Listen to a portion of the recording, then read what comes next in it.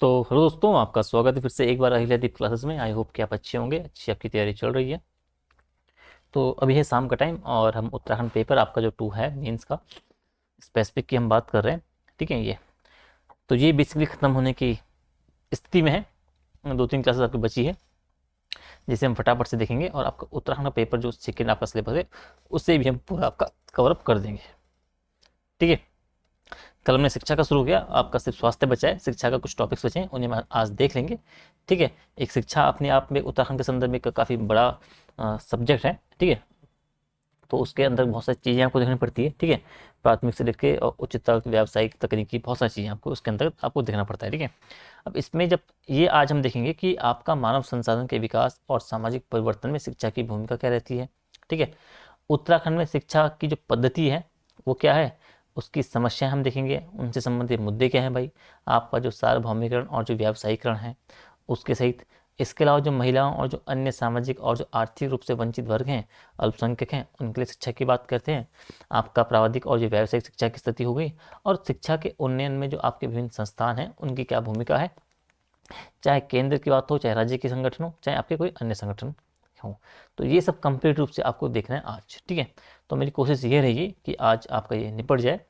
कुछ एक टॉपिक शायद छूट भी जाए, क्योंकि कल मैं आपका एक टॉपिक तैयार कर रहा था तो काफ़ी टाइम मुझे लगा था। बहुत सारी चीज़ें उसमें मैंने ऐड कर रखी ताकि आपका जो कोई भी पहलू जो है इस संदर्भ में छूटे ना। ठीक है, तो इसमें हम सीधा आपका आएंगे यहाँ पे। ये जो पहला टॉपिक है आपका ना, क्या है कि मानव संसाधन ये के विकास में सामाजिक परिवर्तन में, एक मानव संसाधन के विकास, और दूसरा है कि सामाजिक परिवर्तन में शिक्षा की भूमिका क्या है। इस संबंध में आपको एक टॉपिक को देखना है। ठीक है, तो जब हम बोल रहे हैं कि भाई जब मानव संसाधन के विकास और सामाजिक परिवर्तन, ठीक है, तो एक आपका एस्पेक्ट हो जाएगा ये कि मानव संसाधन के विकास में क्या भूमिका है शिक्षा की। ठीक है, कि एजुकेशन जो है किस तरीके से आपका जो मानव संसाधन है, जो ह्यूमन रिसोर्सेज है, उसके डेवलपमेंट में आपकी भूमिका निभाता है। और एक आपका जो समाज है, उस समाज में परिवर्तन लाने के लिए आपका जो एजुकेशन है किस तरह आपकी भूमिका निभाता है, उसमें किन बातों का आपको ध्यान रखना है। अगर आपका सवाल बन जाए इस कंबाइंड को लेके, या इंडिविजुअल बन जाए, तो आप किस तरीके से किन किन आयामों को उस पर जोड़ोगे, तो वो हम आप देखेंगे। ठीक है, अब पहला बोल रहा है कि जो आपका मानव संसाधन के विकास में शिक्षा की भूमिका। ठीक है, तो मतलब शिक्षा आप जो होती है बेसिकली वो मानव जो आपका होता है एक संसाधन है, तो उस संसाधन के रूप में मानव का किस तरीके से विकास होगा, किस तरीके से भूमिका निभाएगा। आप बोलोगे जो शिक्षित व्यक्ति होगा, मतलब अगर समाज में शिक्षा का प्रसार करोगे तो उससे क्या होगा, उससे जो मानव पूंजी है उसके विकास में आपका उसका विकास होगा भाई, उसमें आपको वृद्धि देखने को मिलेगी।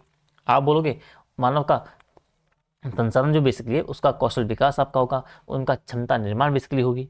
ठीक है, आप बोलोगे कि जो मानव संसाधन बेसिकली है उसका क्या होगा, नेतृत्व कौशल आपका जो बढ़ेगा, आपका जो उसके प्रबंधन कौशल बेसिकली उसमें आपको वृद्धि होगी, उसके अंतर्गत एक रचनात्मकता आएगी, उसके अंदर नवाचार को बढ़ावा मिलेगा। ठीक है, आप बोलोगे उसका जो एक आर्थिक विकास होगा। ठीक है, आप बोलोगे रोजगार सृजन में एक शिक्षा भी महत्वपूर्ण भूमिका निभाती है। आप शिक्षित व्यक्ति जो होगा अशिक्षित व्यक्ति के मुकाबले ज़्यादा आप रोजगार सृजन के ज़्यादा मौके मिलते हैं। ठीक है, आप बोलोगे उससे ज्ञान प्रदान करता है शिक्षा, शिक्षित व्यक्ति के पास बहुत सारा ज्ञान आपका होता है, चाहे किसी भी क्षेत्र से संबंधित हो। वो एक जागरूक उसके अंदर आती है भाई, वो जागरूकता उसके अंदर चीज़ आपकी जो बढ़ती है। अब जागरूकता चाहे उसकी एक सामाजिक जागरूकता हो, चाहे आपकी राजनीतिक हो, चाहे आर्थिक हो, चाहे प्रशासनिक हो, चाहे अन्य स्तर की आपकी जागरूकता है, तो शिक्षा क्या करता है, व्यक्ति को जो आपका संसाधन है मानव संसाधन उसे जागरूक करने का काम करता है। और अंततः आपकी जो राष्ट्रीय सुरक्षा बेसिकली उससे बेसिकली बढ़ाने का काम करता है शिक्षा। ठीक है, अगर किसी देश के नागरिक बेसिकली क्या है आपके शिक्षित हैं, तो कोई भी ऐसे काम नहीं करेंगे जो आपके राष्ट्रीय सुरक्षा के लिए आपके घातक हो सके। जो चुनौतियां आपके संबंध जो आपके पैदा करें, वो हमेशा आपके राष्ट्र को साथ में लेके चलेंगे, राष्ट्र की सिक्योरिटी को साथ में लेके चलेंगे, उसके विकास को साथ में लेके चलेंगे। तो शिक्षित अगर मानव संसाधन है किसी देश का, तो उसमें उसके संबंध में आपको ये फायदे आपको मिलेंगे, ये उनकी भूमिका आपकी बनेगी। ठीक है, तो मैं बड़े शॉर्ट में स्मार्ट तरीके से बता रहा हूँ। वैसे हम इसमें अलग से आपका लेक्चर ले सकते थे, लेकिन आपका टाइम का अभाव है, आपको पूरा सिलेबस को कवर करना है। तो जो आपके सिलेबस की कोर बातें हैं, जो टॉपिक्स की आपको अंडरस्टैंडिंग आपकी होनी चाहिए, वो मैं आपको बता रहा हूँ भाई, कि मानव संसाधन में विकास की संसाधन में बेसिकली उसके विकास में शिक्षा क्या भूमिका निभाएगा। तो अगर मानव संसाधन में अगर शिक्षा आप दोगे, उससे आप एजुकेट करोगे, उससे आप शिक्षित करोगे, तो एक जो आपका उसके संसाधन के रूप में आपको जो विकास होगा, आपको ये फिर फायदे उसमें देखने को मिलेंगे। ठीक है, और इन्हीं पॉइंट को आपको डालना है किसमें, अपने आंसर में। ठीक है, अगर मानव संसाधन के विकास में शिक्षा की भूमिका पूछा जाए। ठीक है, अब ये बोल रहा है कि सामाजिक परिवर्तन में क्या आपकी भूमिका निभाएगा, कि एजुकेशन जो होगी आपके जो सोशल आपका जो चेंज लाना होगा, उसमें क्या इंपॉर्टेंट जो बेसिकली फायदा क्या भूमिका निभाएगी, आपका एजुकेशन क्या आपकी भूमिका निभाएगी।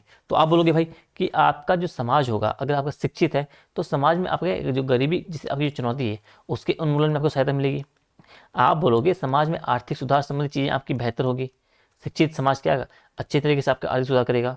आपके समाज में क्या जो असमानता फैली है उसमें समानता में वृद्धि होगी। असमानता चाहे लैंगिक स्तर पे हो, ठीक है, चाहे किसी अन्य स्तर की बात हो, ठीक है, जितने भी आपकी सामाजिक कुरीतियां हैं वो सब कमी होगी, उनमें उनका खात्मा होगा अगर आपका समाज शिक्षित है, अगर मानव संसाधन आपका शिक्षित है बेसिकली, ठीक है। अगर आप बोलोगे कि आपका जो बेसिकली अगर नैतिक मूल्य हैं, अगर आपके समाज के लोग, समाज आपका पढ़ा लिखा है, शिक्षित है, एजुकेटेड है, ठीक है, जागरूक है, उससे क्या होगा, वो आपके जो नैतिक मूल्य होंगे समाज में उनकी वृद्धि होगी। गलत बातों का उपेक्षा की जाएगी, ठीक है। जो नैतिक मूल्य अच्छी बातें उनको सिखाया जाएगा समाज को, उनमें वृद्धि होगी। जब नैतिक मूल्यों का विकास होगा तो आपका एक नैतिक समाज का विकास होगा, और जब नैतिक समाज का विकास होगा तो आपके राष्ट्र का विकास होगा, आपके आर्थिक विकास होगा, आपका जो एक आर्थिक समृद्धि होगी, सब कुछ होगा, ठीक है। आप बोलोगे आपके समाज में महिला बेसिकली, महिला सशक्तिकरण के लिए आपका समाज है, उसमें आपकी भूमिका बनेगी। तो शिक्षा क्या करेगा, समाज में महिला सशक्तिकरण को बढ़ाएगा भाई, ठीक है। आपके समाज में लैंगिक समानता को बढ़ाएगा, ठीक है। सामाजिक जागरूकता भाई, आप समाज आपका बेसिकली और ज़्यादा जागरूक होगा, उसके अंदर जागरूकता आएगी। आपकी जो आधुनिकता आपके समय के साथ जो आ रही है उसका प्रसार व्यापक तरीके से आपके समाज में होगी। वैज्ञानिक सोच का आपका विकास होगा समाज में, ठीक है। ये बात बोलोगे आप। आपका जो सामाजिक परिवर्तन की बात करें, ठीक है, आपकी सामाजिक सांस्कृतिक परिवर्तन की बात है, उसमें आपका होगा। कुछ जो सामाजिक सांस्कृतिक सामाजिक अभी कुरीतियाँ हैं जो उस समय पे प्रचलित थी, लेकिन समाज जैसे जैसे शिक्षित होगा तो जो आपकी जो गलत बातें हैं आपके समाज की, कल्चर की, ठीक है, संस्कृति की, तो उन्हें वो हटाएगा भाई, उस पर चेंजेस लाएगा, अपने वर्तमान समय की खुद के आवश्यकता के अनुसार ढालेगा, ठीक है। आपका जो नागरिक समाज बेसिकली होगा वो शिक्षित होगा तो वो एक्टिव होगा, और जब एक्टिव होगा तो उसकी जो नागरिक भागीदारी है समाज में, चाहे लोकतंत्र में हो, मतदान में हो, बाकी चीज़ों में हो, ठीक है, इन सब में वो भागीदारी आपकी निभाएगा, अपनी भूमिका निभाएगा, अपने जो उसके मौलिक जो कर्तव्य बेसिकली उनको अच्छे से निभाएगा, ठीक है। आपके समाज में क्या होगा, एक वैज्ञानिक सोच की वृद्धि होगी, वैज्ञानिक सोच आपकी फैलेगी। जब वैज्ञानिक सोच फैलेगी तो आपके समाज की संस्कृति जो आपका अंधविश्वास बेसिकली उसमें कमी आएगी। आपका आर्थिक सशक्तिकरण होगा, आपका सामाजिक एकता आपकी बढ़ेगी, समरसता बढ़ेगी, सामाजिक न्याय स्थापित होगा, सांप्रदायिकता आपकी कम होगी, समझ लो। आपका सामाजिक तनाव है वो कम होगा, सतत विकास जो आपके लक्ष्य हैं, एसडीजी गोल जो बेसिकली उन्हें प्राप्त करने में आपको आसानी होगी, ठीक है। तो कुल मिला के इस तरीके से इन बिंदुओं को आपको डालना है किसमें, अगर आपके पूछा जाए कि जो शिक्षा बेसिकली किस तरीके से आपकी भूमिका निभाता है सामाजिक परिवर्तन में, ठीक है। तो इन बातों को थोड़ा सा आपको जानते रहना है, ठीक है। अब ये बोल रहा है कि अगला टॉपिक आपको देखना है कि उत्तराखंड में शिक्षा की पद्धति, ठीक है। उससे पहले जो आपका ये देख लो यहाँ पे, अगर इसमें हम देखते हैं, इसमें कुछ पॉइंट आपका रह गया है।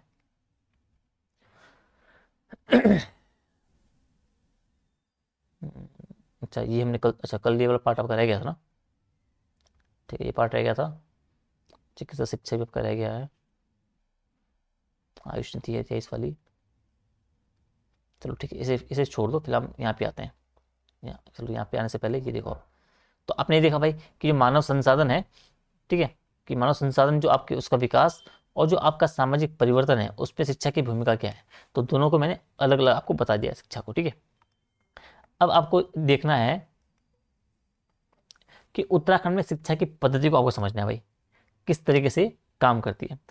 अब शिक्षा की पद्धति की जब बात कर रहा हूं तो उससे आप क्या समझ रहे हो, जब मैं बोल रहा हूँ कि उत्तराखंड में शिक्षा की पद्धति की बात कर रहा हूँ, कहाँ गया, यहाँ पे, ठीक है। जब मैं बोल रहा हूँ उत्तराखंड में शिक्षा की पद्धति, ठीक है, ये आपका अगला सिलेबस टॉपिक है। इसमें समस्या और मुद्दे की बात कर रहे हैं। इसमें मुद्दे क्या देखने हैं आपको, कि आपके सार्वभौमिकरण का मुद्दा हो गया, आपका व्यावसायीकरण का मुद्दा हो गया, यानी यूनिवर्सलाइजेशन का आपका हो गया, और कमर्शलाइजेशन का आपका बात हो गया, ठीक है, कमर्शलाइजेशन का आपका बात हो गया। इसके साथ फिर आपका महिला आपकी हो गई, जो अन्य सामाजिक आपके जो आर्थिक रूप से वर्ग है और जो अल्पसंख्यक है उनके लिए भी आपको शिक्षा को देखना है, ठीक है। अब जब बोल रहा है कि उत्तराखंड में शिक्षा की पद्धति, तो इससे आप क्या समझ रहे हो, पद्धति मतलब क्या, आपको मतलब किन चीज़ों को पढ़ना है। इसका मतलब ये समझो, पद्धति जब बोल रहा है तो पद्धति मतलब इसका मतलब ये है कि जो तरीका, सिस्टम, प्रक्रिया, यानी उत्तराखंड में शिक्षा प्रदान करने का तरीका क्या है, किस सिस्टम से आपको शिक्षा जो है उत्तराखंड में दी जा रही है बच्चों को, आपकी किस प्रक्रिया को अपनाया जा रहा है। तो पद्धति में आपको इन बेसिक बातों को जानना होता है। तो सिलेबस की लैंग्वेज क्या है आपको तो उससे डिकोड करना पड़ेगा, ठीक है, और फिर आप आसानी से उसे जान पाओगे, ठीक है।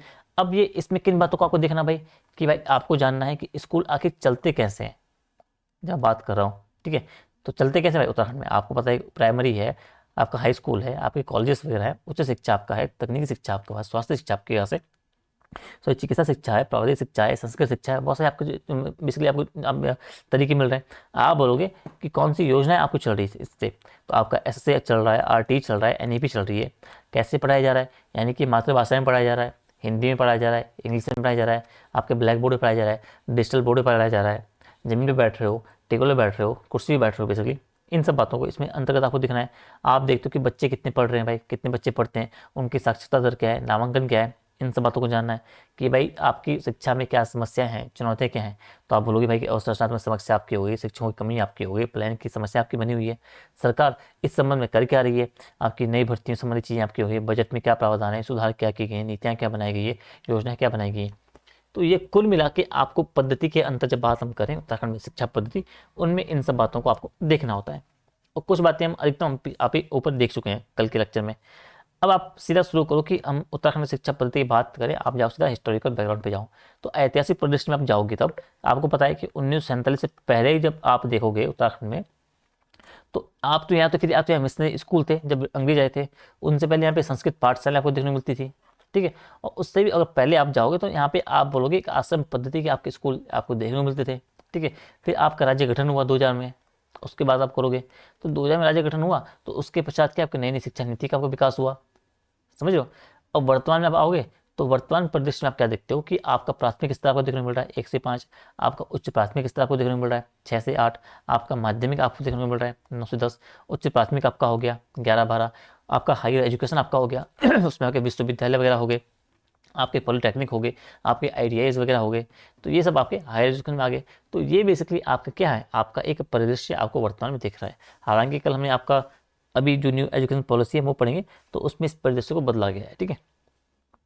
तो फिर अब है कि अगला आपको देखना है कि साक्षरता दर और जो लैंगिक अनुपात की बात कर रहा है, तो आप बोलोगे कि भाई जो आपका साक्षरता लिटरेसी रेट क्या है, आपका 78.82 है 11 के अनुसार, मेल 87.40 आपका है, फीमेल आपका 70 है। तो लैंगिक अंतराल कितना आपको बना हुआ भाई, आप इस तरह से देखोगे। ठीक है। कि पुरुष आपके 87% आपके शिक्षित हैं 100 में से, तो महिलाएं आपके 70% है, यानी आप बताओगे कि भाई 70% की कमी आपको देखने को मिल रही है। इतना गैप है आपका लैंगिक के स्तर पे। आप बोलोगे कि ग्रामीण स्तर आपका 76% आपकी साक्षरता दर है, आपको शहरी क्षेत्र में आपको 84.45% आपका जो क्या है साक्षरता दर है आपका 4-5, ठीक है 4-5 बेसिकली। तो आपको साक्षरता दर और जो लैंगिक अनुपात में इन बातों को थोड़ा सा आपको जानते रहना है। ठीक है। अब अगले क्या पॉइंट जाना है, फिर आपको जानना है पद्धति की बात कर रहा हूँ, पद्धति में इन बातों को आपको जानना होता है। ऐतिहासिक प्रदेश मतलब आपने देख लिया, आपने वर्तमान प्रदेश देख लिया, आपने साक्षरता दर और लैंगिक अनुपात देख लिया, आपने आरटीआई एक्ट 19 का बात हो गया, आपका जो एस सर्व शिक्षा अभियान आपका हो गया, राष्ट्रीय माध्यमिक शिक्षा अभियान आपका हो गया, आपका जो शिक्षा अभियान आपका जो 18 का हो गया। ठीक है। समग्र शिक्षा अभियान है सोचनीय। ठीक है। तो इन सब को हम ऊपर देख चुके हैं कल की क्लास में, तो ये वाला पार्ट आपका बच जाएगा। ठीक है। अब इसमें आगे और आप देखो भाई, और क्या देखना आपको। अब इसमें आप ये देखो कि आपका जो न्यू एजुकेशन पॉलिसी है आपका एनईपी, इसको आपको जानना है। ठीक है। न्यू आपकी जो शिक्षा नीति है इसकी 2020 की, तो आप बोलोगे कि इसका उत्तराखंड का जो करेक्शन है आपको उन बातों को भी ध्यान रखना है। अब सवाल कैसे बनेगा, या तो स्पेसिफिक न्यू एजुकेशन पॉलिसी को पूछ लेगा, ठीक है, या वो पूछेगा कि उसमें उत्तराखंड का आपका कनेक्शन है, उत्तराखंड के स्पेसिफिक जो बातें हैं उनको हटा के मतलब उनको निकाल के पूछेगा, समझे। तो आपको इन बातों पर विशेष ध्यान आपको देना है उत्तराखंड के संदर्भ में। तो आप बोलोगे कि आपको जो न्यू एजुकेशन पॉलिसी 2020 की आपको संबंधित देखने को मिल रही है, आप बोलोगे इसमें क्या है, भारत को ज्ञान आधारित क्या है एक सुपर पावर बनाने की बात बोली गई है, 2047 तक आपको विश्व गुरु की बात बोली गई है। इसके अलावा क्या बोलोगे आप कि स्कूली शिक्षा में बदलाव की बात की गई है। थोड़ा पेन चेंज कर लेते हैं, ब्लैक थोड़ा सा मज़ा नहीं आ रहा है कुछ, रेड कर ले, ये कर लेते हैं। ठीक है। ठीक है। तो आप बोलोगे कि भाई 2020 से मंजूरी हुई, और भारत में क्या है आपको जो एक बेसिकली जो ज्ञान आधारित आपका क्या है सुपर पावर बनाने की इसमें बात बोली गई है। इसमें कुछ मजा नहीं आ रहा यार रेड ठीक है, ठीक है एक ठीक है। तो आप बोलोगे कि भारत को क्या, भारत को ज्ञान आधारित सुपर पावर बनाने की बात बोली गई है, 2047 तक विश्व गुरु बनाने की बात बोली गई है। इसके अलावा क्या बात जानना है, शिक्षा जो आपकी न्यू एजुकेशन पॉलिसी है कि भाई जो स्कूली शिक्षा में क्या बदलाव किया गया है, इसमें बदलाव किया गया 5-3-3+4 की बात बोली गई है। अब पुराना क्या मॉडल था, 10+2 का मॉडल था आपका, यानी कि 10 साल आपका स्कूल था और 2 साल आपका इंटर का था, यानी कि 12 साल का आपका कॉन्सेप्ट आपका था अभी तक। अब जो न्यू एजुकेशन पॉलिसी है इसमें क्या बोला गया है, आपका बोला गया है 5, 3, 3 और 4, यानी कि टोटल 15 साल की बात बोली गई है। 5 फाउंडेशन में क्या आएगा, फाउंडेशन आपकी 5 साल आपकी आएगी, जिसमें आपकी 3 साल की प्री स्कूल होगा जो कि आंगनबाड़ी आपकी होगी, और 2 साल आपकी क्लास आपकी होगी, क्लास 1 क्लास 2, समझ गए। ये आपका हो गया 5 वाला। अगला आपका प्रिपरेटरी, यानी कि आपकी जो प्राथमिक शिक्षा आपकी होगी उसे अब 3 साल में रखा गया है, यानी क्लास 3, 4 और 5 को रखा गया है। इसमें क्या होगा, इसमें बच्चों को खेल आधारित बेसिकली आपको सीख दी जाएगी।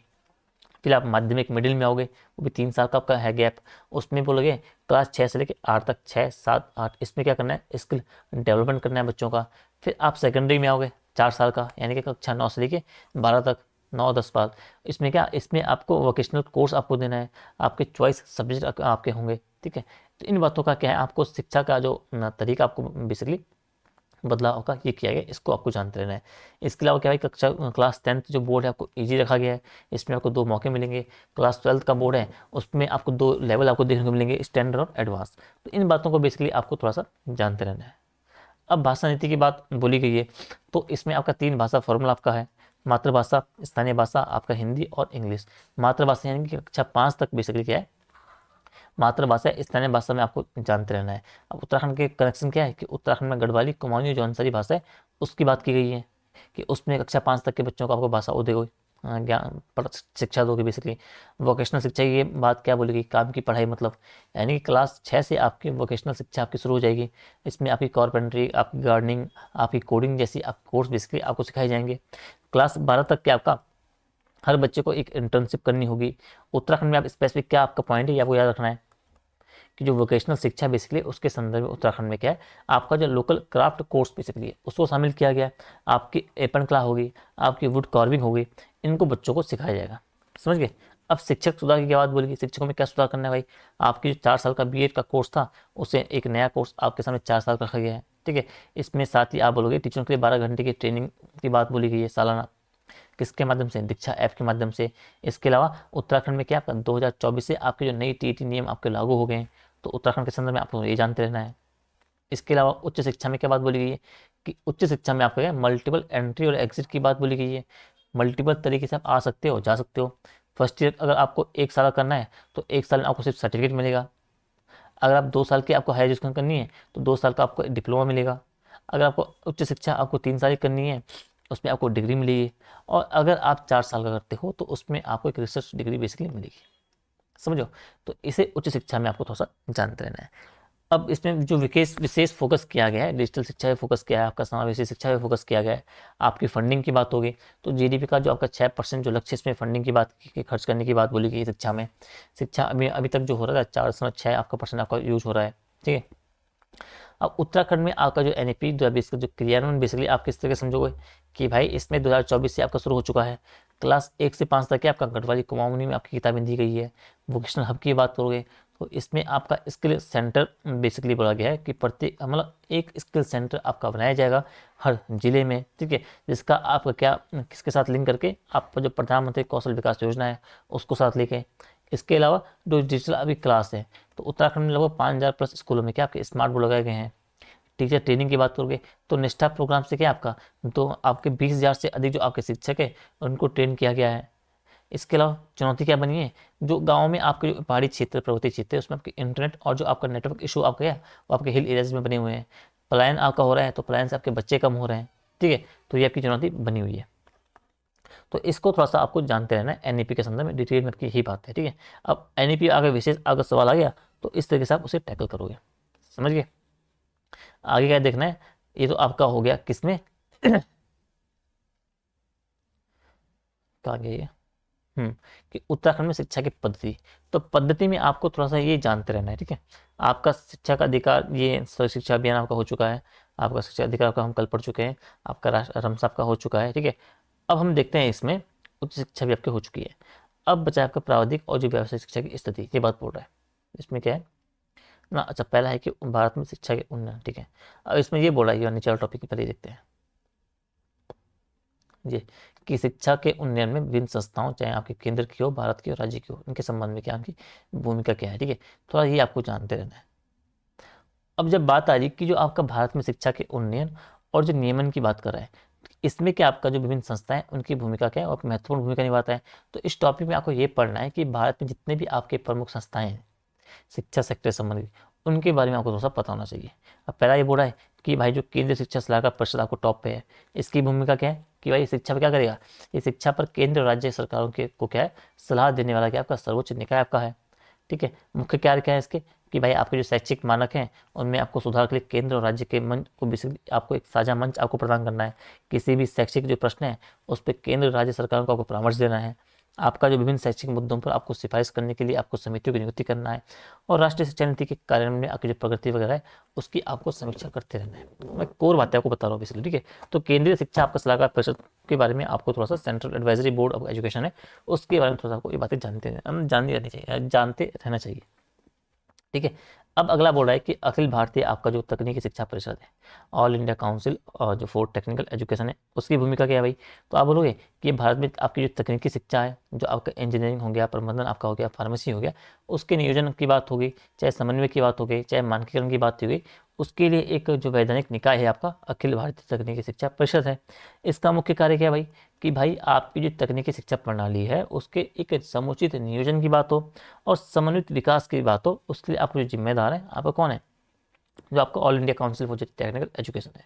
आप बोलोगे जितने भी आपके आपके तकनीकी संस्थान बेसिकली हैं उनको जो मान्यता प्रदान करने का काम है वो आपका विश्व स्तरीय मानकों को सुनिश्चित करने का काम करता है। आप बोलोगे कि तकनीकी शिक्षा को बेसिकली उसके मानदंड हो गए और उनके मानक हो गए, उसको निर्माण करने का काम करने का हो गया, उसको एक बैलेंस और रखरखाव करने का काम इसी का है।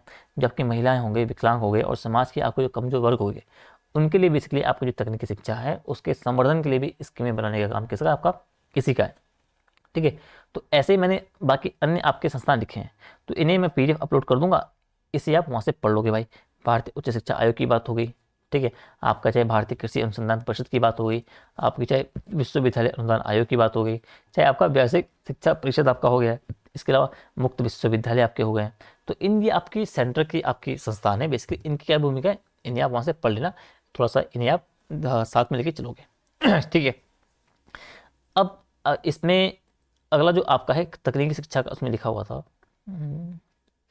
हम लोग एक तकनीकी शिक्षा आपको पढ़ना है, आपका प्रावधिक और जो आपकी शिक्षा है, आपकी व्यवसायिक शिक्षा है, इन सबको आपको तो देखना। ठीक है, अब तकनीकी शिक्षा को आप थोड़ा देखो भाई, इसका अर्थ क्या है कि भाई इसका अर्थ ये समझो कि ऐसी शिक्षा जो छात्रों को आपको विशिष्ट व्यापार आपका हो गया, शिल्प आपका हो गया, पेशा हो गया, उनके लिए जो आवश्यक आपका व्यवहारिक ज्ञान, आपका जो प्रैक्टिकल नॉलेज आपका हो गया, स्किल हो गया, वो प्रदान करती है। और ये क्या आपका शिक्षा जो आपका हो गया, मानव निर्मित यंत्र आपका हो गया, मशीन की क्या है परस्पर क्रिया बेसिकली उस पर आपकी फोकस होती है। ठीक है, अब इसका उद्देश्य आपका यही है कि जो आधुनिक तकनीकें हैं उनका उपयोग करके आपको जो प्रोडक्टिविटी है, जो आपकी इफिशियंसी है, उसको बढ़ाना है। इसका मुख्य उद्देश्य क्या है भाई, छात्रों को सीधे रोजगार आपका देना या आपका स्वरोजगार के लिए आपको तैयार करना हो गया। देश के तकनीकी और जो आर्थिक विकास है उस पर योगदान करने की बात हो गई। एग्जाम्पल आप क्या डालोगे तकनीकी शिक्षा में, आप डालोगे इंजीनियरिंग का, आप डालोगे प्रबंधन का, आप डालोगे फार्मेसी का, आप डालोगे पॉलिटेक्निक डिप्लोमा का, आप डालोगे IT कोर्स, तकनीकी शिक्षा के अंतर्गत ही आपके आते हैं। ठीक है, अब प्रमुख कौन कौन से संस्थान है, आप NIT की बात करोगे भाई कि राष्ट्रीय प्रौद्योगिकी संस्थान की बात करोगे कि भाई जो NIT है वो भारत के प्रमुख इंजीनियरिंग और जो प्रौद्योगिकी संस्थान आपके हैं और इन्हें आपका राष्ट्रीय महत्व के जो आपके संस्थान है उनका दर्जा भी प्राप्त है। भूमिका क्या निभाएंगे कि भाई संस्थान आपको जो BTech आपका हो गया, MTech हो गया, MBA डायरेक्ट आपका PhD, इन इस तरह आपको उच्च गुणवत्ता वाले आपको तकनीकी शिक्षा आपको देते हैं, अनुसंधान प्रदान करते हैं। ठीक है, इस एग्जांपल आपका जो आपका ये है NIT आपका जो तिरुचिरापल्ली आपका हो गया, NIT आपका जो इलाहाबाद आपका हो गया, NIT आपका राउरकेला आपका हो गया, इनको आपको थोड़ा सा जानते रहना है। ठीक है, अगला आपका है भारतीय प्रौद्योगिकी संस्थान, इसको आपको जानना है कि आपका जो IIT है, तो IIT की हम बात करते हैं तो ये भी क्या है, ये भी आपका जो भारत में इंजीनियरिंग और जो विज्ञान और जो प्रौद्योगिकी है उसके क्षेत्र में शिक्षण और जो अनुसंधान और जो विकास है उसके लिए क्या है उत्कृष्टता के वैश्विक केंद्र है भाई। और ये भी आपके राष्ट्रीय महत्व के वैसे संस्थान बने हुए हैं। समझ गए, भूमिका क्या है भाई कि इसका उद्देश्य वही है कि जो इंजीनियरिंग और जो विज्ञान के विषय बेसिकली है उनमें आपका स्नातक, स्नातकोत्तर और जो PhD कार्यक्रम सेम वही चीज़, ठीक है, प्रदान करना था, मौलिक अनुपयोगी, ये सब आपको देखते रहना है। ये आपके प्रमुख इसके एग्जाम्पल है। ठीक है, तो ये मैंने थोड़ा सा आपको बताने के लिए थोड़ा सा आपको आइडिया हो जाए बेसिकली कि तकनीक शिक्षा को किन किन बातों को थोड़ा सा देखना है। ठीक है, और वैसे भी आपका IIM आएगा, इसको पढ़ना है भाई, आपको जो भारतीय प्रबंधन संस्थान हो गया इसमें आपको वही है BA BBA MBA इन सब बातों को आपको देखना है। ठीक है, इन इसी बात खुद से आपको तैयार कर लेना है कि ये प्रमुख आपके एग्जाम्पल हो गए। अब उत्तराखंड में आपको देखना है कि उत्तराखंड में तकनीकी शिक्षा का विकास आपको देखना है। ठीक है, इसमें कुछ खास है नहीं, तो उत्तराखंड राज्य में तकनीकी शिक्षा के जो आपके विकास है और आप इंट्रो बताओगे, तो इंट्रो के बाद आप एग्जाम्पल दोगे वीर माधव सिंह भंडारी उत्तराखंड जो प्रौद्योगिकी विश्वविद्यालय, उसका ये काम कर देता हूँ सिद्धूवाला में, मे बी सिद्धूवाला शायद हुआ है, ठीक है। राज्य का प्रमुख आपका तकनीकी विश्वविद्यालय है, यहाँ पूरे राज्य का इंजीनियरिंग कॉलेज आपके हो गए, जो प्रबंधन संस्थान आपके हो गए, जो अन्य तकनीकी संस्थान हो गए, उनका संचालन और जो समन्वय करने का काम करता है, ठीक है। इसके बाद आप किन की बात करोगे, आप IIM काशीपुर की बात करोगे, आप NIT उत्तराखंड की बात करोगे, ठीक है। आप बोलोगे जो आपका IIT रुड़की आपकी होगी उसकी बात करोगे, ठीक है। इन सब का आप एग्जाम्पल दोगे तकनीकी शिक्षा के विकास में उत्तराखंड के संदर्भ में, समझिए। साथ ही आप बोलोगे पॉलिटेक्निक और जो कौशल विकास की बात करोगे, पॉलिटेक्निक में ऐसे ऐसे आगे अलग से देखना है, ठीक है। तो तकनीकी शिक्षा में आपको इन बातों का ध्यान रखना है, उत्तराखंड में अगर सवाल ऐसा बन जाए तो इन बातों को सब फटाफट आप देख सकते हो। अब अगला आपका है कि जो व्यावसायिक शिक्षा को थोड़ा सा पढ़ना है। कोई व्यावसायिक शिक्षा मतलब क्या है कि आपको ऐसी शिक्षा से तात्पर्य है कि जो किसी व्यक्ति को विशिष्ट कौशल सिखाए, तकनीकी ज्ञान आपको प्रदान करती है ताकि वो किसी विशेष व्यवसाय या पेशे में सफल हो सके, ठीक है। और ये आपका शिक्षा जो है सिद्धांत से अधिक क्या है, आपका एक व्यावहारिक अनुप्रयोग है, उस पर फोकस होता है। और इसका सीधा आपका जो उद्देश्य है छात्रों को बेसिकली आपको रोजगार या आपको स्वरोजगार, रोजगार और स्वरोजगार दोनों में अंतर है। रोजगार हो गया एम्प्लॉयमेंट और स्वरोजगार हो गया कि सेल्फ एम्प्लॉयमेंट, ठीक है। रोजगार एम्प्लॉयमेंट आप किसी और पे टिके डिपेंड हो गए, सेल्फ एम्प्लॉयमेंट आप खुद पे अपना ठीक है वो खुद से अपना उसमें आप विकसित करो एम्प्लॉयमेंट को, समझिए। अब व्यावसायिक शिक्षा का जो मुख्य ध्यान बेसिकली आपका श्रम बाजार की आवश्यकताओं को पूरा करने और छात्रों की कमाई की क्षमता पे, सब बेसिकली आपका इंट्रो है, इसे आप पढ़ सकते हो।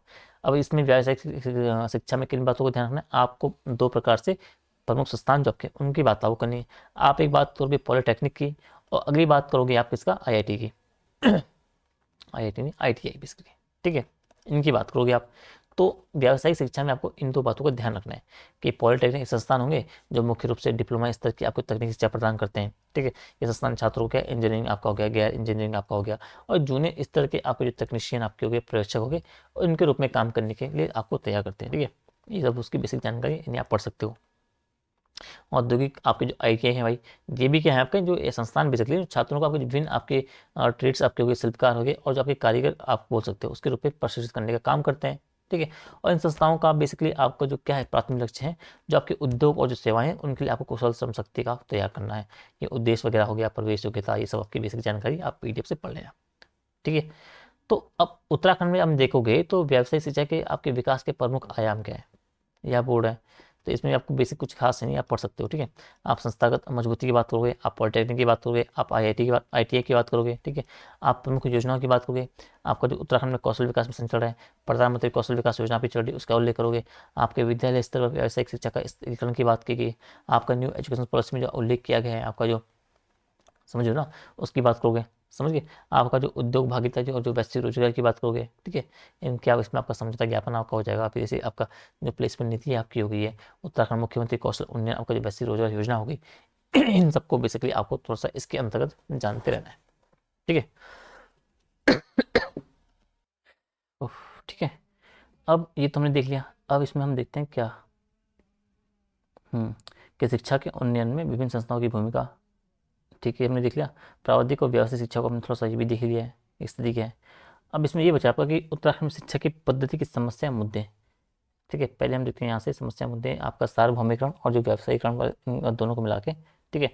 और फिर आपके जो ये बचेगा कि महिलाएं और जो अन्य सामाजिक आर्थिक रूप से वंचित वर्ग, अल्पसंख्यक, इनके लिए शिक्षा क्या है, इसे हम बाद में देखेंगे, ठीक है। पहले हम ऊपर का देखते हैं, और जो आपके नोट्स हैं जो बचे उसमें जो कुछ चीज़ें हैं उसे हम तुम देखेंगे। पहले हम देखते हैं आपका जो ये मुद्दे, हाँ ये कि उत्तराखंड में शिक्षा की पद्धति बेसिकली उसमें क्या आपकी समस्याएं बनी है और क्या आपके मुद्दे चल रहे हैं, ठीक है।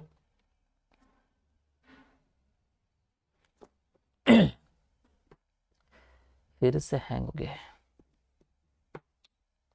एक सेकेंड बस, हाँ।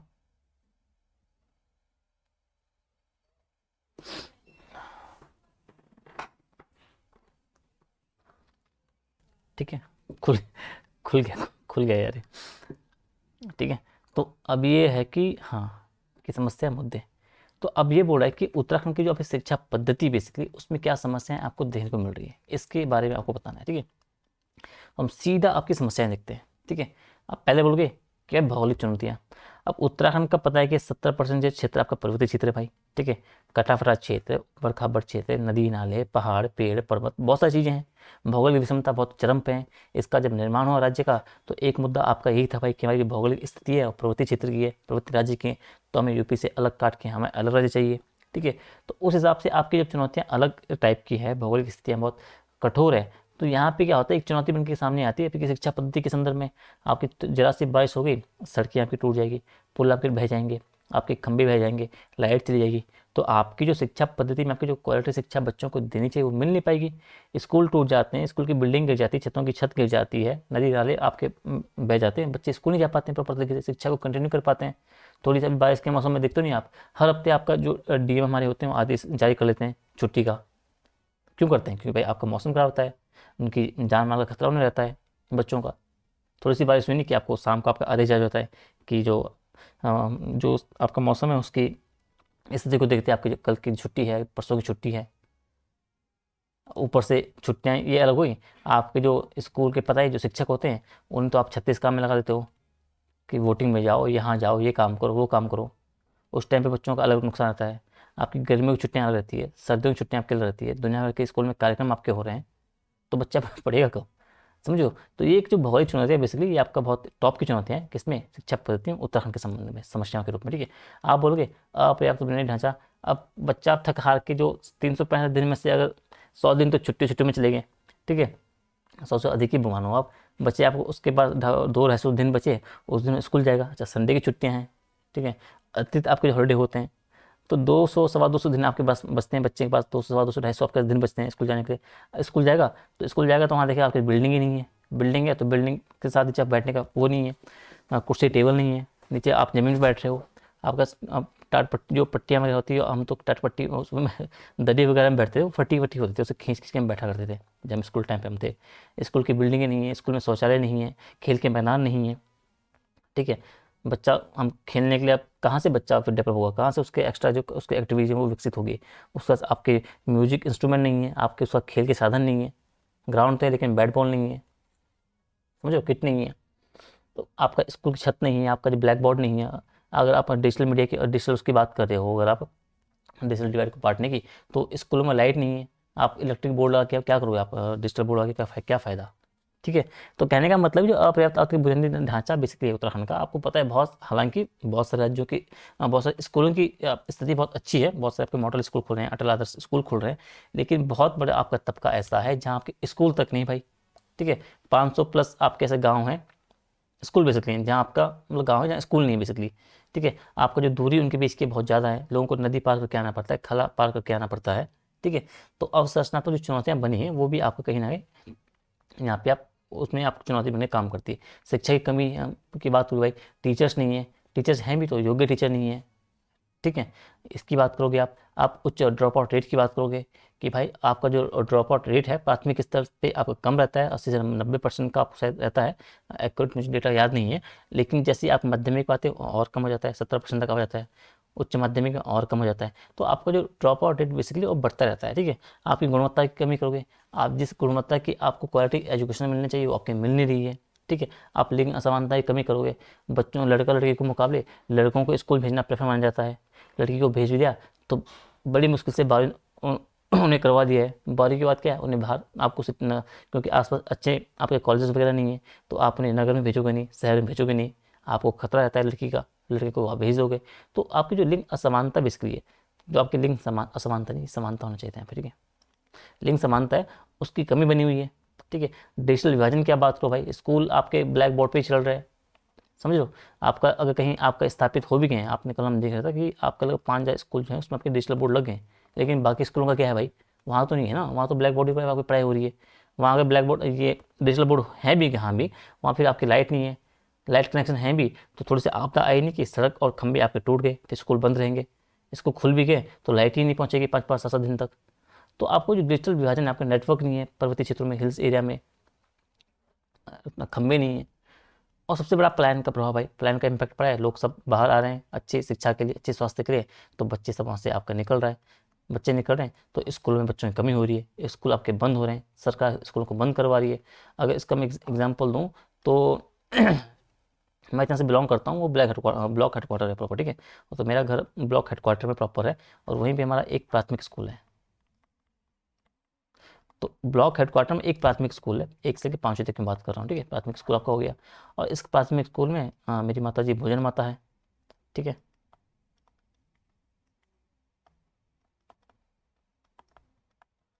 तो वहाँ स्कूल में क्या, 2 भोजन माता है, एक दूसरी आंटी है और एक मेरी मम्मी है, ठीक है। तो अभी क्या है कि आप ब्लॉक हेडक्वार्टर में, मैं ये चिंता की बात बता रहा हूँ कि ब्लॉक हेडक्वार्टर में आपका जो प्राथमिक स्कूल है, वहाँ पे जो बच्चे हैं आपके, वहाँ पे उनके पास 24 बच्चे हैं, 22 बच्चे भी नहीं है। तो उन बच्चों की संख्या कम होती जा रही है, और जब बच्चों की संख्या कम होती जा रही तो वहाँ के जो टीचर थे वो मम्मी को बोल रहे थे कि आपको शायद छोड़ना पड़ेगा, क्योंकि 20-22 बच्चों के साथ हम 2 जो आपकी भोजन माता है उनको हम नहीं कर पाएंगे। तो वहाँ पे एक ही भोजन माता रहेगी, क्योंकि जो दूसरी आंटी थी वो मम्मी से पहले वहाँ पे लगी थी, तो उन्हें प्रेफर दिया जा रहा है। और मम्मी से उन्हें बोला गया कि अगर आप लाते हो आप अपनी जिम्मेदारी पे, अब मम्मी तो वहाँ भोजन माता है, तो वो बच्चे मम्मी भोजन स्कूल के बच्चों कहाँ से ढूंढ के लाएगी, है ना। तो उनको बोला जाएगा अगर आपको जॉब अपनी बचानी है तो आप बच्चों को ढूंढ के लाओ भाई, आप जो इसमें जो नामांकन दर है, जो के बच्चे हैं आप उन्हें बढ़ाओ, ताकि आपकी जॉब बची रहे। हाँ, की सैलरी 3,000 रुपये मिलती है, वो अलग बात है, लेकिन जितना भी है ठीक है। एक लंबे टाइम से हम यहाँ काम करें, इस स्कूल की जॉब से उन्होंने हमें पाला पोसा है, हमें इस काबिल बनाया है। तो कहने का मतलब ये है कि आपको जो प्लान बेसिकली हो रहा है, उससे आपकी स्थिति बनी है ब्लॉक हेडक्वार्टर की, ब्लॉक मुख्यालय के बच्चों की। तो जो गांव आपके ब्लॉक मुख्यालय से आपके सुदूर सीमावर्ती क्षेत्रों में हैं, जो आपके दूरस्थ बने हैं, तो वहाँ की चुनौती, आप वहाँ की समस्या आप जान सकते हो। तो ये प्रमुख आपकी समस्याएं बनी हुई हैं उत्तराखंड शिक्षा पद्धति की, इन्हें आपको अपने आंसर में डालना है। टू द पॉइंट हम चल रहे हैं, टू द सिलेबस के अकॉर्डिंग हम चल रहे हैं, ठीक है। अब मुद्दे में क्या जाना है कि शिक्षा पद्धति के प्रमुख मुद्दे कौन से हैं। आप बोलोगे सार्वभौमिकता की कमी, आप बोलोगे भाई कि जो लैक ऑफ जो आपका यूनिवर्सलाइजेशन है उसकी, भाई कि जो नामांकन में असमानता है भाई। प्राथमिक स्तर पे आपका नामांकन और है, आपका माध्यमिक में नामांकन आपका और हो जाता है, उच्च स्तर में आपका नामांकन आपका हो जाता है। तो नामांकन में आपकी असमानता आपको देखने को मिल रही है। आपके दूरस्थ क्षेत्र में पहुंच आपके शून्य है, वही जो मैंने ऊपर कहा था। कई कई स्कूल, 500 प्लस गाँव ऐसे हैं जहाँ पे आपके स्कूल ही नहीं है, स्कूल हैं भी तो बहुत ही, एक जो डिस्टेंस उनके मध्य बहुत ज़्यादा आपका है। आरटी का अपूर्ण क्रियान्वयन की बात कर रहे हैं भाई, बहुत सारे आपके प्राइवेट स्कूल ऐसे हैं जहाँ आपका 25% का जो आरक्षण की बात है वो लागू नहीं करते हैं, अपनी मनमानी करते हैं। शून्य और ड्रॉप आउट मिथक की बात करो भाई, सरकारी कागजों में तो आपने शून्य ड्रॉप आउट आपने हासिल कर दिया, लेकिन वास्तविक फील्ड में जाके देखो भाई, तो शून्य ड्रॉप आउट नहीं है, अभी भी आपको 18 से 20%, 25% तक आपको देखने को मिलता है, ठीक है। अगला आपको देखना है किसमें, तो जब बात आपका सार्वभौमिक में कमी की बात आए, तो उसमें आपको इन 4-5 पॉइंट को डालना है कि सार्वभौमिक मतलब आपका यूनिवर्सलाइजेशन आपका नहीं हुआ है, ये चीज़ें अभी भी आपकी शेष आपकी बची हुई है, ठीक है। आप बोलोगे कि व्यावसायीकरण का बढ़ता प्रभाव, यानी कि जो कमर्शलाइजेशन है उसकी बात करोगे, तो व्यावसायीकरण आप जब देखोगे, 2 पॉइंट थे ना आपके, सार्वभौमिकरण और व्यावसायीकरण। तो व्यावसायीकरण से होता क्या, हो क्या रहा है भाई, आपके निजी स्कूल, आपके जो हर, आप क्या कर रहे हो, आप कमर्शलाइजेशन कर रहे हो भाई। आपके निजी स्कूलों का वर्चस्व आपका बन गया है शहरी क्षेत्रों में। आप देहरादून जाओ, हरिद्वार जाओ, वहाँ पे देखोगे तो 60 से 65 70% जो बच्चे हैं आपके प्राइवेट स्कूल में जा रहे हैं, वहाँ जा रहे हैं, तो भाई उन्हें 50 से लेकर 2-2 लाख तक उनकी सालाना फीस आपको देखने को मिल रही है। ये फीस दे दो, वो फीस दे दो, खाने का, पीने का, घूमने का, ट्यूशन का, मतलब केयर टेकर, बहुत सारी 36 प्रकार की फीस है आपकी। कोचिंग सेंटर की संस्कृति की बात करो भाई आप, इसमें क्या भाई, अब जो आप देखते हो तो बच्चा 6, 7, 8वीं क्लास से क्या आपकी कोचिंग ले रहा है, एनआईटी की कोचिंग ले रहा है, आईआईटी की कोचिंग ले रहा है, ठीक है, नीट की कोचिंग ले रहा है। अब जो बच्चे सक्षम है वो तो भाई सफल होंगे। अब इसमें हो क्या रहा है, जो आपके ग्रामीण बच्चे हैं, जो गरीब बच्चे हैं, ठीक है, वो तो पिछड़ते जा रहे हैं ना। तो उन्हें समान स्तर कहाँ मिल पा रहा है आपका, जो वो लड़ाई कर पाए। वो पहले से पिछड़ पिछड़ के वहाँ तो धक्के खा तो वहाँ तक पहुँच रहे हैं। अब कोई बच्चा, ये मान लो ना आप, क्या मानोगे, हाँ यहाँ पे हम समझेंगे, ठीक है, उस हम यहाँ पे समझेंगे। इस आप यहीं सोचो, कोचिंग सेंटर संस्कृति आपने ये समझ लिया, ठीक है। आप बोलो कि सरकारी स्कूलों की उपेक्षा की जा रही है भाई, ठीक है। सरकारी उसमें उतनी सुविधाएं नहीं है जितनी आपकी जो प्राइवेट स्कूल में आपको देखने को मिलती है। भ्रष्टाचार की बात करो भाई, आपके शिक्षक भर्ती में आपके बहुत सारे भ्रष्टाचार आपको देखने को मिलते हैं। आपका भाई भतीजावाद चलता है। आपका कोई अगर नेता अगर पार्टी में है, जो सरकार में है, तो वो क्या करता है, वो आपके मतलब जो क्वालिफाई नहीं है, जो क्वालिटी नहीं है जिस लड़के के अंदर, जो व्यक्ति के अंदर, सिफारिश या घूस या भ्रष्टाचार के कारण क्या उन्हें आप अंदर कर लेते हो, ठीक है। आपकी जो संविदा की भर्ती हो गई, जो बाकी आपकी भर्तियां होती हैं उनके माध्यम से, तो वो तो उतनी क्वालिटी वाली शिक्षा नहीं दे पाएंगे ना बच्चों को, जो पहले इस माध्यम से आपको जोड़ रहे हैं। तो भ्रष्टाचार भी एक समस्या आपकी बना हुआ है व्यावसायीकरण के संबंध में। तो व्यावसायीकरण एक बहुत ही बेकार चीज़ है, मतलब एक हद तक हो तो ठीक है, लेकिन आप अगर उन्हें बढ़ाते जाओगे, ठीक है। तो आपके वो क्या करेगा, आपको जो आपका निजी स्कूलों का जाल वो बढ़ता जाएगा। जो आपके सरकारी स्कूल हैं, जो आपके गरीब बच्चे हैं, जो आपका बहुत बड़ा हिस्सा जो भारत का उत्तराखंड का है, जो आपकी शिक्षा बेस पे आपको जो प्राइवेट स्कूल गवर्नमेंट स्कूल में टिका हुआ है, उनके जो भविष्य होगा बेसिकली वो खतरे में है। ठीक है। तो आपको जो व्यावसायिकरण बेसिकली आपको लिमिट में करना है और उन पर एक कंट्रोल आपको रखना है, तभी वो आपको बेहतर परिणाम दे पाएगा। अब आपके टॉपिक ये जानना है कि जो सार्वभौमिकरण और जो व्यावसायिकरण है उसका अंतर विरोध आपको जानना है भाई। समझ गए। आप बोलोगे कि दोहरी व्यवस्था आपको देखने को मिल रही है, एक अमीर बच्चों की, एक गरीब बच्चों की। अब अमीर बच्चे क्या है, इंग्लिश मीडियम में जा रहे हैं, इंग्लिश मीडियम की पढ़ाई कर रहे हैं, प्राइवेट स्कूल में जा रहे हैं। गरीब बच्चे क्या है, हिंदी मीडियम में जा रहे हैं, गवर्नमेंट स्कूल में जा रहे हैं। समझ लो। अब मैं ये बोल रहा था कि अब एक अमीर बच्चा एक गरीब बच्चा भाई। अब गरीब बच्चा ने क्या, प्राथमिक स्कूल बेसिक स्कूल गया, भात खाते खाते उसने पाँचवीं कर लिया भाई। समझ लो। माँ बाप अब जब गरीब है तो प्राथमिक स्कूल में जा रहा है, वरना कौन अमीर बच्चा है, जो कौन ऐसा बिजनेसमैन है, कौन सा आपका विधायक ऐसा नेता वगैरह है, कौन से ऐसे अमीर लोग हैं जिनके बच्चे आपके सरकारी स्कूल में जा रहे हैं। सब प्राइवेट में जाएंगे ना। उनके बैकग्राउंड का ठीक है, आर्थिक स्थिति ठीक है। अब बच्चा बेसिक, ये गरीब बच्चा अगर बेसिक स्कूल में जा रहा है ये वाला, तो हालांकि तो इसका मतलब ये होगा कि इसके माँ बाप गरीब होंगे, दयनीय स्थिति होगी, आर्थिक स्थिति कमज़ोर होगी। तो बच्चे के माँ बाप इसके बच्चे पढ़ाई पे फोकस नहीं कर पाएंगे। उसी पे डिपेंड है वो कितना सीख पा रहा है क्लास में जाके, स्कूल में जाके। तो स्कूल की हालत इतनी खस्ता है, वहाँ टीचर ढंग के नहीं है, योग्य शिक्षक नहीं है। समझो। तो उसका जो नॉलेज उसे मिलना चाहिए, जो विकास होना चाहिए, वो नहीं कर पाएगा भाई। उसने भात खाते खाते पाँचवीं किया, भात खाते खाते आठवीं किया, नौवीं किया, दसवीं किया, और बड़ी मुश्किल से उसने धक्के खा के आपके 12वीं में उसने पारी स्तर पर पहुँच गया। ठीक है। अब 12वीं के बाद अगर उसे एग्ज़ाम देना है, मतलब किसी अगर कंपटीशन एग्ज़ाम की बात कर रहा हूँ, या नीट या किसी भी बात में कर रहा हूँ, नीट एग्ज़ाम की मान लो आप, 11th की बात में कर रहा हूँ। ठीक है। अब इसे भी डॉक्टर बनना है। अब एक बच्चा अमीर बच्चा आएगा भाई, ये वाला, ये ए हम मान लो, ये अमीर बच्चा बी मान लो आप। ठीक है। अब इंग्लिश मीडियम का है, ये प्राइवेट स्कूल में पढ़ा है, 2-3 लाख ये सालाना फीस दे रहा है। इसके माँ बाप अच्छे हैं, वेल क्वालिफाइड हैं, एजुकेटेड हैं, पढ़े लिखे हैं, वो भी अपने बच्चे फोकस करते हैं। ठीक है। उसे पढ़ाई पे ध्यान देते हैं, बच्चा अच्छे से पढ़ता है। इसके अलावा क्या है, वो ट्यूशन जाता है बाहर, फिजिक्स का ट्यूशन देख लो, केमिस्ट्री का ट्यूशन देख लो, अलग से वो पढ़ता है। फिर नीट की अलग से कोचिंग ले रहा है। तो ये सब करने के बाद वो 11th करने के बाद 12वीं में आता है, समझो, तब वो नीट का एग्ज़ाम देता है। अब इसकी स्थिति क्या है, इसकी स्थिति क्या है, अब आपने तो बोल दिया भाई कि हमने जो नीट एग्ज़ाम रखा है वो सभी बच्चों के लिए समान स्तर है, सब आओ और पास करके चले जाओ भाई, हम किसी का भेदभाव नहीं कर रहे। लेकिन जो अभी तक इस बच्चे के साथ भेदभाव हुआ 12 साल तक, और जो इसे प्लस पॉइंट मिला है, हमें इससे कोई दिक्कत नहीं है। लेकिन इस बेचारे को जो आपके नेगेटिव पे जो आपके नकारात्मक चीज़ें मिली हैं, जो आपको घाटा रहा है 12 साल का, उसकी क्षतिपूर्ति कौन करेगा? तो वास्तव नहीं हो पाएगा ना। तो आप ये नहीं बोल सकते कि हम एक एग्ज़ाम करवा रहे हैं, एक फेयर एग्ज़ाम करवा रहे हैं, बच्चे आओ अपनी क्षमता के आधार पर पास कर पाओ। तो कहने का मतलब ये है कि आपकी एक दोहरी व्यवस्था बन गई है सार्वभौमिकरण और व्यावसायीकरण के कारण। ठीक है। अमीर बच्चे जो आपके आगे जा रहे हैं, और गरीब बच्चे मतलब बहुत धक्के खा खा के संघर्ष कर करके, मतलब स्ट्रगल, मतलब सीख सीख के बिल्कुल 4-5 साल का एक्सपीरियंस लेने के बाद तब वो इस स्तर तक पहुंच पाते हैं। ठीक है। अब इतना समझो, बाकी तो लेक्चर इसमें बहुत लंबा चल जाएगा, वो हमें छोड़ो फिलहाल, उस पर हम कभी और देखेंगे। अभी इतना समझो, सार्वभौमिकरण व्यावसायीकरण का अंतर्विरोध आप समझो। और ये सब क्या हो रहा है, आपकी जो दोहरी व्यवस्था बनी हुई है, तो ये आपका उत्तराखंड की बात करो चाहे कहीं की बात करो, आपकी जो सामाजिक असमानता है, आपका जो सामाजिक असमानता है, उसे एक फैलाने का, एक विकसित, उसे वृद्धि करने का काम कर रहा है। ठीक है। तो समाज आपका जो सरकार बेसिकली है, भारत की, भारतीय मतलब सरकार बेसिकली, उसका ये दायित्व बनता है कि आपका जो ये सामाजिक असमानता है, आपको सामाजिक न्याय स्थापित करना है। क्योंकि आप एक कल्याणकारी राज्य हो, और आपका ऐसी जिम्मेदारी आपकी बनती है, आप कल्याणकारी राज्य होने की आपकी जिम्मेदारी बनती है, आप कल्याण कर पाओ अपनी जनता का, अपने बच्चों का। तो आपको ऐसी व्यवस्था ऐसे करनी जो आपको सहूलियत इंग्लिश इन अमीर बच्चों को मिल रही है, उसी तरीके से आपको इन गरीब बच्चों को भी आपको देनी है। समझ गए। अगला बोल रहा है नीतिगत विफलता की बात करोगे भाई। तो एनईपी की जो वादे आपके हैं, 2020 की आपकी एनईपी है, तो उसके जो वादे, कैसे आपको जो समावेशी शिक्षा की बात कर रहे हो, तो उसके वादों के बाद भी आपका जो निजीकरण आपका बढ़ रहा है भाई, पीपीपी मॉडल आपका है, उसमें आपकी पारदर्शिता नहीं है।